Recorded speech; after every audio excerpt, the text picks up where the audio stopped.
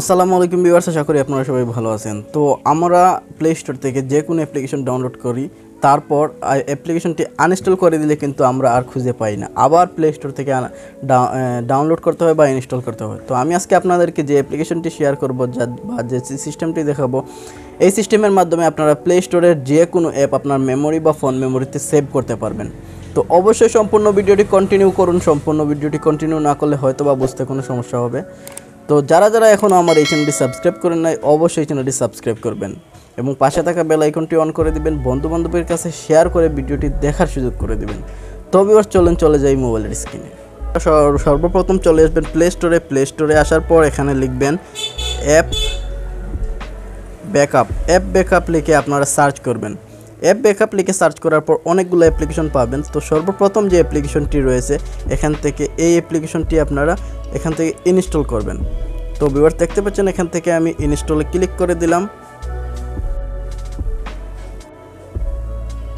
তো ভিউয়ার্স, দেখতে পাচ্ছেন অলরেডি অ্যাপ্লিকেশনটি ইনস্টল হয়ে গেছে। এখান থেকে আপনারা অ্যাপ্লিকেশনটি ওপেন করবেন। ওপেন করার পর অ্যালাও ক্লিক করে দিবেন।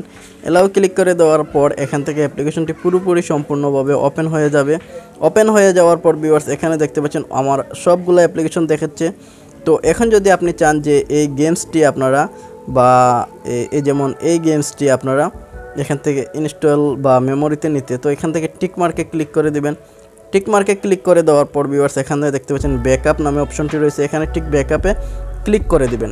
ক্লিক করে দেওয়ার সাথে সাথে কিন্তু ভিউয়ার্স আপনার এই অ্যাপ্লিকেশনটি যে গেমসটি আপনারা ব্যাকআপ করেছেন সেই ব্যাকআপ গেমসটি কিন্তু ভিউয়ার্স আপনার মেমোরিতে চলে যাবে। এখন আপনারা মেমোরিতে চলে যাবেন।